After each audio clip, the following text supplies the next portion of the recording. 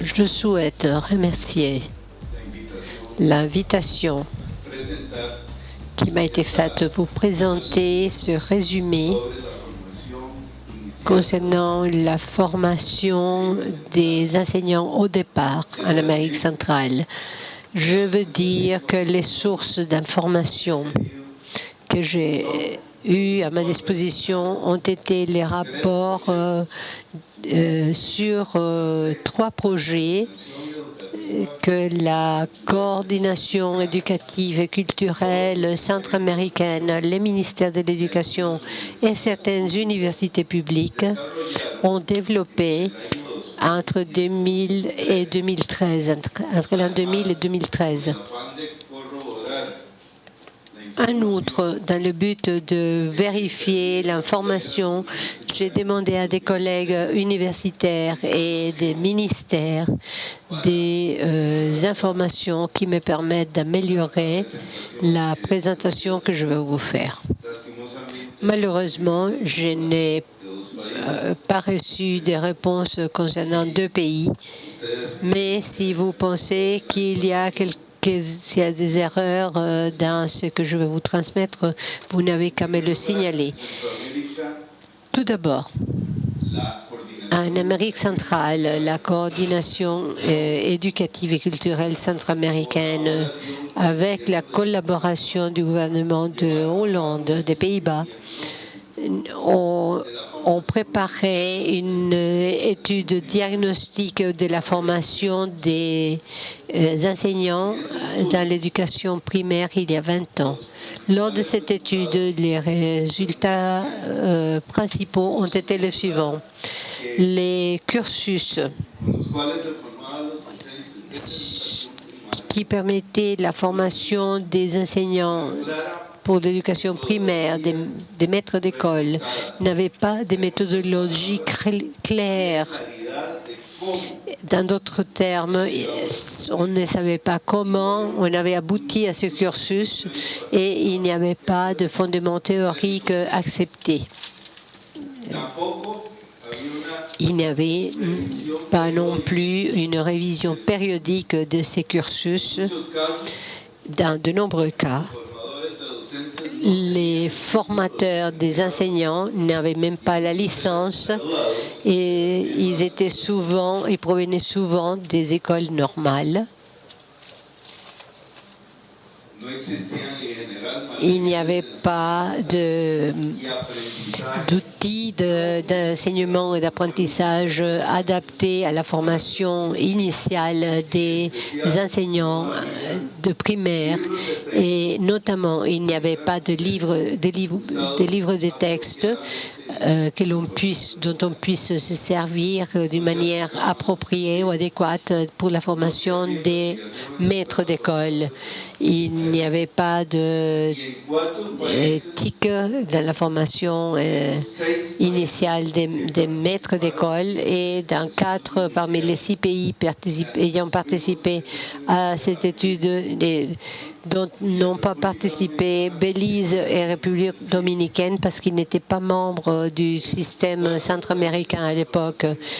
Dans 4 parmi ces pays, la formation des enseignants se faisait dans des écoles normales, mais au niveau de secondaire. Quelle est la réalité actuellement? Moi, j'essayais de faire un résumé sur les 8 pays. Tout d'abord, le niveau de la formation des maîtres d'école, de l'école primaire. À Belize, on fait cela dans des junior college, qui ont des programmes sur 2 ans concernant l'enseignement secondaire et qui est une éducation technique. Le gouvernement du Belize finance ces collèges universitaires afin qu'ils puissent avoir une section vouée à l'éducation et qu'ils puissent former des maîtres d'école primaire. Au Guatemala, La formation a lieu dans les éducations normales et dans les écoles normales. Au Salvador, il s'agit d'une formation universitaire depuis 1989. Au Honduras, la formation des enseignants est faite dans des écoles normales, des secondaires. Au Nicaragua, il y a une situation intéressante. Il y a des écoles normales à l'ouest du pays, côté Pacifique, qui forment des enseignants sur des ans. Mais du côté Caraïbes, il y a encore des écoles normales d'éducation moyenne. Au Costa Rica, les enseignants sont nommés au niveau universitaire depuis 1936, au niveau supérieur. Au niveau supérieur depuis 1936, au niveau universitaire depuis 1941.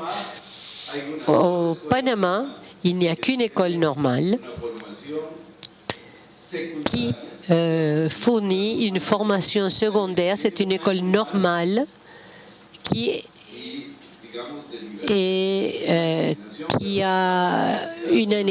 propose une année de plus de formation au niveau tertiaire. Mais finalement, la République dominicaine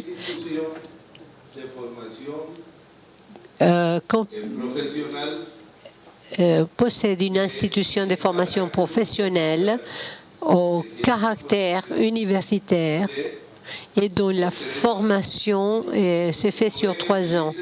Donc, vous voyez, à Belize, on fait 2 années après le bac. Au Guatemala, 3. Au Guatemala, on fait sur 3 ans, mais en même temps que l'éducation secondaire. Au Salvador, 3 années universitaires.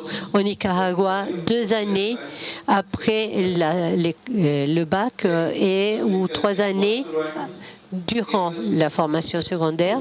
Au Costa Rica, c'est 3 années dans les universités publiques et dans les universités privées. On trouve des programmes sur un baccalauréat universitaire qui se fait sur 2 années à peine. Au Panama, c'est 3 années durant la secondaire ou 5 années de licence à l'Université du Panama, et en République dominicaine, c'est 3 années après le bac. Dans la plupart des cas, ils obtiennent des diplômes de professeurs d'éducation primaire. Au Costa Rica, c'est un baccalauréat universitaire en éducation primaire. Au Panama, il y a le baccalauréat ou la licence, et en République dominicaine, ils proposent une licence sur 3 ans. Qui définit le cursus? C'est très intéressant. Dans la plupart des pays, le cursus est défini par le ministère de l'Éducation publique respectif. Et il s'agit là d'un cursus unique. Dans le cas du Salvador, par exemple, où des universités publiques et privées participent à la formation des enseignants pour l'école primaire, le ministère établit le cursus d'éducation à tel point, ce contrôle arrive à un point tel qu'avant une fois qu'ils terminent leurs études, ils doivent passer un examen pour savoir s'ils peuvent être employés ou pas par le ministère de l'Éducation primaire. Par le ministère de l'Éducation en primaire. Au Costa Rica, il n'y a aucun contrôle de la part du ministère de l'Éducation sur la formation des enseignants. Le ministère de l'Éducation publique en 73-74,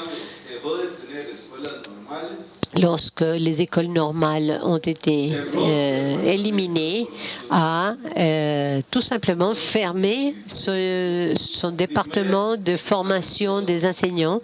Donc, le ministère de l'Éducation publique, qui est le premier employeur au pays, n'établit aucun paramètre ni aucun contrôle aux universités, soient-elles publiques ou privées, sur le type d'enseignants qu'il veut avoir. Dans les autres pays, dans le cas du Panama, l'État possède une école normale et à l'université, on peut suivre un programme de licence. En République dominicaine, c'est également l'État qui détermine les paramètres pour la formation des enseignants. On ne voit pas sur ce tableau quelle est la supervision, mais je l'ai déjà dit. Et dans tous les États, la supervision est exercée par l'État, sauf au Costa Rica.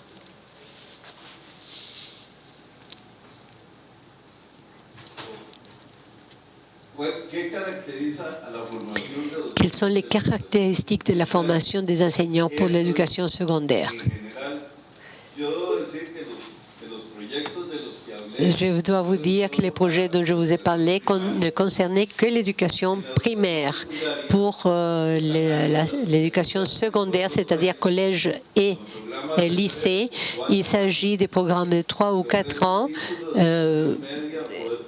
suivis dans les universités dans la plupart des pays, avec une licence. Au Costa Rica, au Belize, c'est le bachelier universitaire.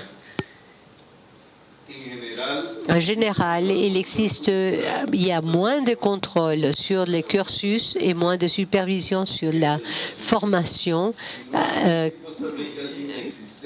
Et ce contrôle et cette supervision n'existent pas au Costa Rica.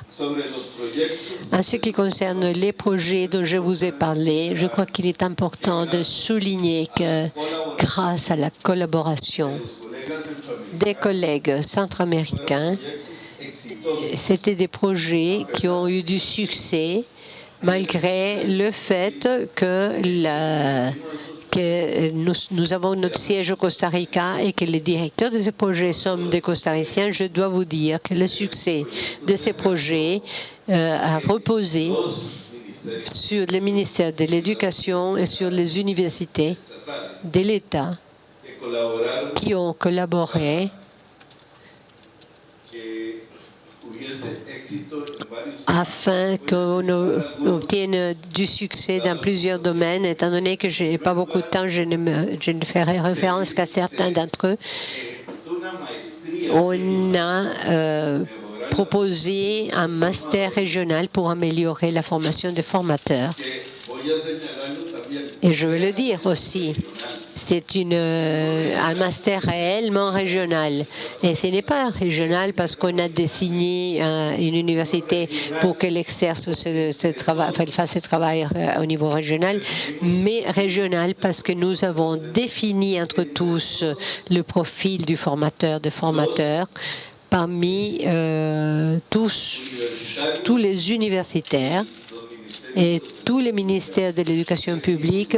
Nous avons défini un plan d'études et nous l'avons mis en œuvre entre tous. Comment entre tous? Dans chaque université centra-américaine, San Carlos au Guatemala, l'Université du Salvador, l'Université pédagogique en Honduras, l'Université autonome du Nicaragua, l'Université nationale au Costa Rica et l'Université du Panama et l'Université de Saint-Domingue. Ces universités ont mis en œuvre un programme qui était égal, qui était le même dans toutes les universités, qui avait été défini par tout le monde, mais qui avait une autre composante régionale. 4 parmi les 19 cours proposés étaient faits par des professeurs des autres universités. Donc le projet a financé la mobilité des professeurs afin qu'ils puissent aller dans d'autres pays, proposer des cours ou donner des cours.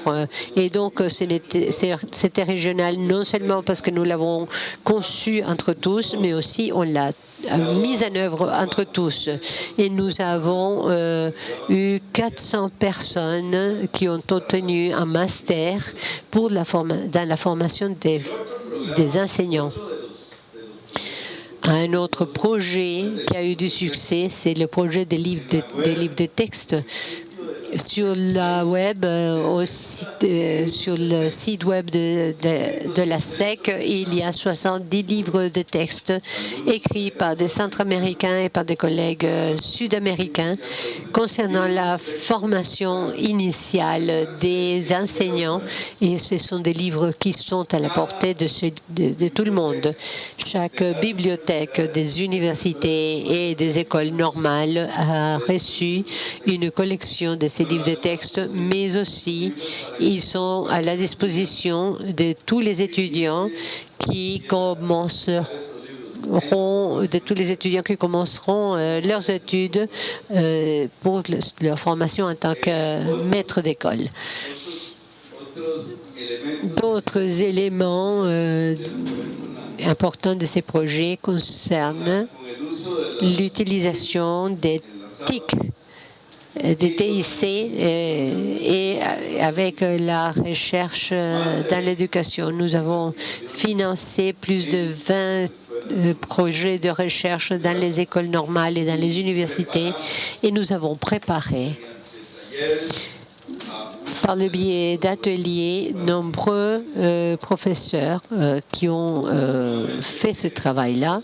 Et je vous remercie à nouveau de m'avoir permis de partager avec vous ces éléments et je vous souhaite beaucoup de succès dans vos discussions. Mesdames et messieurs, les recteurs et présidents d'université, vice-présidents, vice-recteurs d'université, chers collègues, mesdames et messieurs, je tiens tout d'abord à mon tour à remercier les organisateurs de cet événement de l'avoir mis sur pied et d'avoir convié mon université, l'université de Nice-Sophia Antipolis, à y dépêcher un représentant. Je suis ravi d'être aujourd'hui parmi vous pour vous parler de ce sujet relatif au processus de formation des enseignants. Sujet auquel j'ai voulu donner un contenu un peu différent de celui de l'orateur précédent, avec l'accord des organisateurs, afin de focaliser plutôt sur la formation des enseignants à l'université.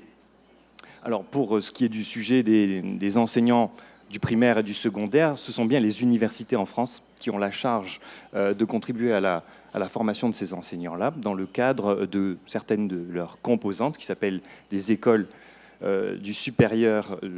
école supérieure du professorat et de l'éducation, et qui ont la charge donc d'assurer, en lien avec les rectorats et le ministère de l'Éducation nationale, enseignement supérieur et recherche, bien sûr, la formation des enseignants, que ce soit du primaire ou du secondaire.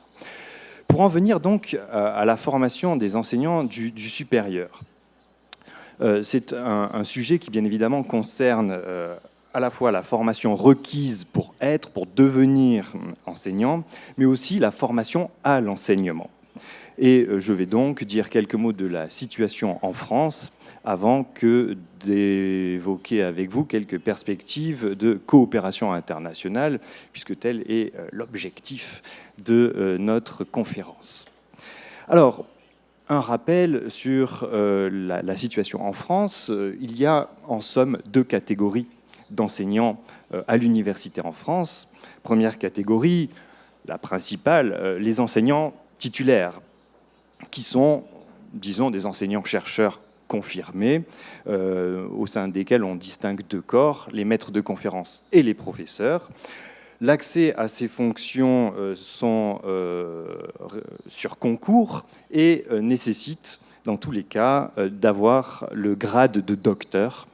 Il faut être titulaire de ce grade et donc avoir suivi une formation doctorale pour devenir maître de conférence ou professeur. Au-delà de ces enseignants titulaires, il existe une deuxième catégorie d'enseignants qui sont en somme des jeunes enseignants, des jeunes chercheurs qu'on peut qualifier d'assistants et qui généralement sont liés à l'université par des contrats.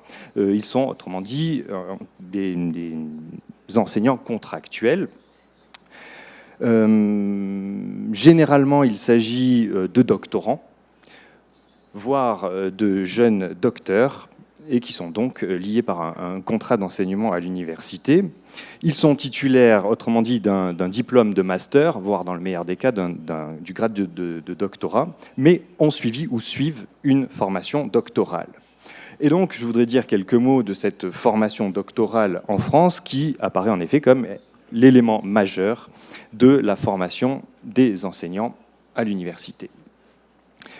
Alors, en principe, la préparation du doctorat en France dure 3 ans, même si dans certaines disciplines, cette durée peut être étendue. Je pense notamment aux disciplines telles que le droit, l'économie ou encore la science politique, dans lesquelles les thèses durent plutôt en moyenne 5 ans. Le régime actuel est défini par un nouvel arrêté qui a été adopté en mai 2016 et qui est entré en vigueur tout récemment, le 1er septembre dernier, et qui définit qui assouplit un petit peu les dispositifs de coopération internationale en matière de doctorat. Je vais y revenir tout à l'heure assez rapidement. Ce qui m'intéresse, si je me réfère à cet arrêté, c'est qu'il précise en quoi consiste la formation doctorale. La formation doctorale est avant tout une formation, je cite, à et par la recherche, une expérience professionnelle de recherche, et, nous dit l'arrêté, elle est complétée par des formations complémentaires validées par l'école doctorale. L'arrêté ajoute que les écoles doctorales proposent aux doctorants des activités de formation favorisant l'interdisciplinarité et l'acquisition d'une culture scientifique. L'arrêté ajoute encore qu'une formation à la pédagogie est dispensée lorsqu'elle concourt à l'activité ou au projet professionnel du doctorant, ce qui est donc particulièrement le cas pour ceux qui se destinent à une carrière académique, à devenir enseignant-chercheur à l'université. Bien, donc nous avons une formation à et par la recherche qui est conduite dans le cadre d'une unité de recherche accréditée par le ministère, donc un laboratoire de recherche reconnu par le ministère, au sein duquel un directeur de recherche encadre le travail du doctorant. Mais au-delà de ces activités de recherche doctorale, eh bien, les universités françaises proposent aux doctorants des formations dites donc professionnalisantes. Et quand je dis propose, en vérité, les doctorants sont même obligés de nos jours de suivre des modules de formation au cours de la préparation de leur doctorat pour pouvoir soutenir leur thèse. Par exemple, au sein de mon université, Nice-Sophia Antipolis, tout doctorant doit avoir suivi au moins 90 heures de formation pour être autorisé à soutenir sa thèse. Bien. Quel type de modules de formation sont donc offerts aux doctorants et participent donc de leur formation pour devenir enseignants?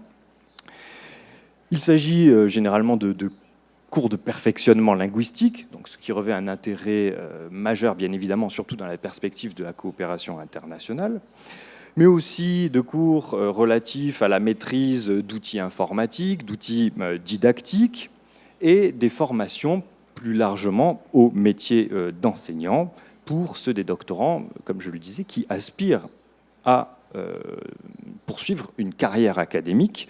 Alors, j'ai noté quelques exemples de cours qui sont proposés dans mon université pour les doctorants. Je cite des intitulés de cours à la volée. La motivation de l'apprenant, apprendre à enseigner, animer un cours pédagogie numérique, ou encore, mon préféré, le corps et la voix. Donc ce sont des modules de cours entre 6 et 10 heures qui permettent de donner un savoir-faire en termes d'enseignement, de didactique, de pédagogie aux futurs collègues, aux futurs enseignants-chercheurs universitaires. Bien.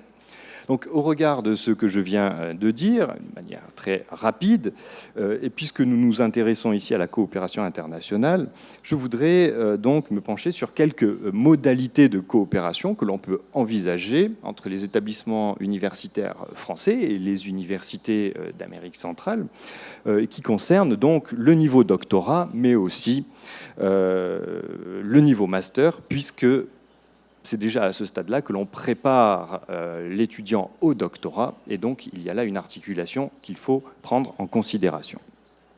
Commençons d'ailleurs par le niveau master. Quelques pistes de coopération.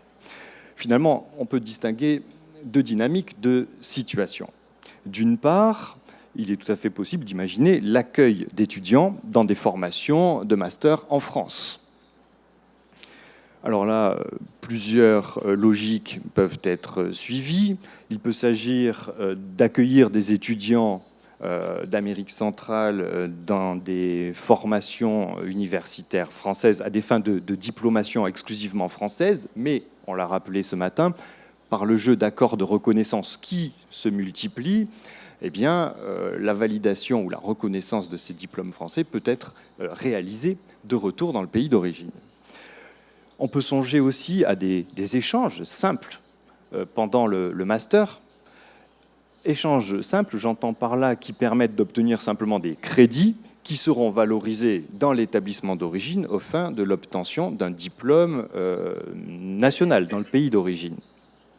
Ou enfin, le dispositif qui est sans doute le plus séduisant, c'est celui du double diplôme. Alors, il y aura un atelier cet après-midi sur le double diplôme. Je ne vais pas aller très loin dans les explications à ce stade, mais la double diplomation repose en principe sur une alternance de périodes d'études de l'étudiant dans deux pays, au terme de laquelle, grâce à un processus de reconnaissance entre les deux établissements, l'étudiant sort de sa formation avec deux diplômes nationaux différents. Bien évidemment, toutes ces formations dont je viens de parler supposent une mobilité de l'étudiant, donc présentent des enjeux à la fois linguistiques et surtout économiques, financiers.